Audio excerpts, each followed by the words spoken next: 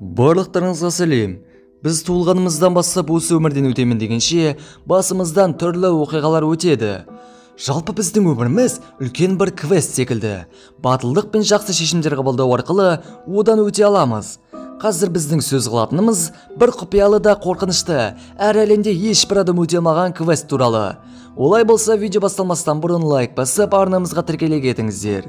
Ендеше, сіздермен бірге QRF ұжымы, бүгін біз Маккейми квесті туралы қысқаша баяндап береміз.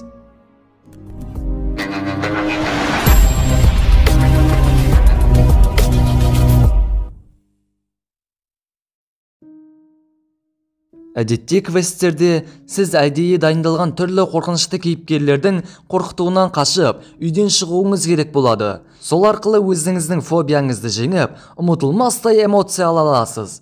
Кейде тіпті батылдығыңыз үшін ақшалай сыйлыққа да үміткер болуыңыз мүмкін. Бірақ бәрі тым шектен шығып кетсе ше, барлығы шынайы болып, сіз бұған қатысқаныңыз үшін өкінетін болсаңыз, дәл сол шектен шығу Маккейми квестінде болады. Үйдің иесі Техасская резня бензопилой, Дом ночных призраков секілді фильмдердің фанаты екен. Бұл квест үшін ол $500 000 құртқан.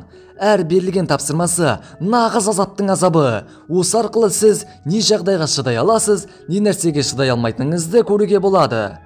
Маккейми мырза жұмысын 1989 жылы бастаған. Оның айтуынша квест 8-10 сағатқа созылады.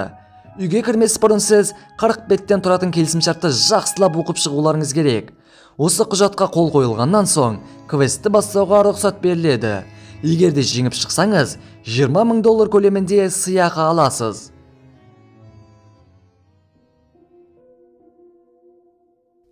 Жалпы үй 4 бөлмеден тұрады. Әр бөлмеде азаптауға арналған түрлі құралдар бар. Бұл сұмдыққа қатыспас бұрын бір фактты ескеру керек. Маккейми квестіне қатысушылар 4 сағаттан артық шыдай алмаған. Өздері мықтымы, батылмын деп кіргендер көздеріндегі тоқтаусыз аққан жасын сүртіп шыққан. Үйге кіргеннен соң қатысушылар қатты айқайлауына, реквизиттер мен актерларды ұрып соғуына болмайды. Егер де осы ережелер бұзылса, ойын осы жерден тоқтап, қомақты түрде айыппұл төлеуге мәжбүр болады. Кірер алдында өзіңізге қымбат нәрсені алып кірмегеніңіз дұрыс. Өйткені іште сізді шашыңызды толықтай алып тастау, саусақпен тісіңізді сындыру, бассейнге басыңызды тығып тұншықтыру секілді сынақтар күтіп тұр. Осы үйге кірген бір әйел сұхбат берді. Ол 3 сағат іштегі сұмдыққа шыдаған. Үйде оны суға тұншықтырып, электрошокермен соғып, бетіне жұдырықпен аямай ұрған екен. Біз бұндай азапты өмірімізде де көрмейміз. Ал мұнда болса, өзіңіздің келісіміңізбен небәрі бірнеше сағатта көруге болады. Жаңаға әйелдің көргенін бұл үйге кірген әрбір қатысушы міндетті түрде көреді екен. Сонымен қатар, ары қарай шыдасаң, тағы бірнеше қинау түрлерін көруге болады. Мысалы, сізді байлап қойып, бетіңізге түрлі жәндіктерді жібереді. Яғни өрмекші, таракан, жылан секілді. Бірнеше уақыт бойы сіз оларға шыдай алуыңыз керек. Тағы бір сынақ, сізді бір қапқа кигізіп, клаустрофобияңызды оятады. Бұның бәрі басында қол қойылған келісімшартта ескертілген. Міне мына жерде қатысушыны сумен байланысты қинаймыз делінген. Ал мұнда болса, тісіңізді ешқандай дәрі-дәрмексіз жұламыз делінген. Сонымен қатар, тұншықтыру, бетіне пакет кигізу, қолға шеге тығу, тырнақты түбімен жұлу секілді де қинау түрлері болатынын жайлы айтылған. Болған жағдайдың бәрін онлайн тікелей эфир арқылы басқалар көре алады. Қазіргі күннің өзінде Маккейми квесті бар. Оған 20 000-нан астам адам кезек күтіп кіргісі келеді. Бірақ бәрі оңай емес.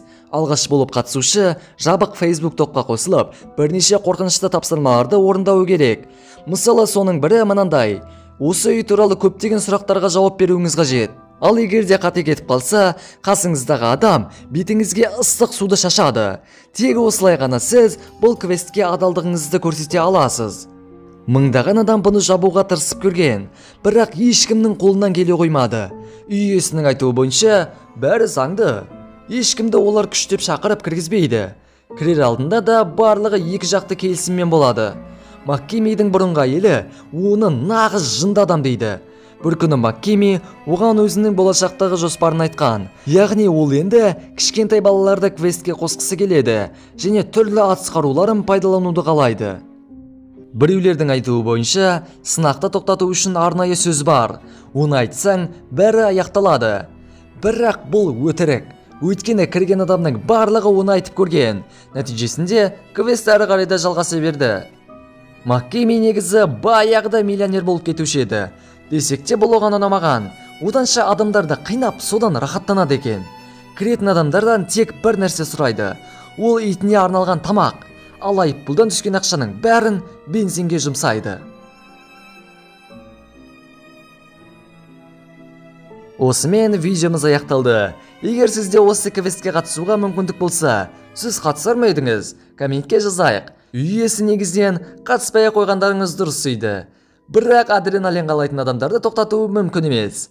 Видеомызды соңына дейін көргендеріңіз үшін рахмет. Лайк басып арнамызға тіркеле кетіңіздер. Бізде болса осы. Ендеше сіздермен бірге болған және әрдайым бірге болатын QRF ұжымы келесі видеоларда кездескенше.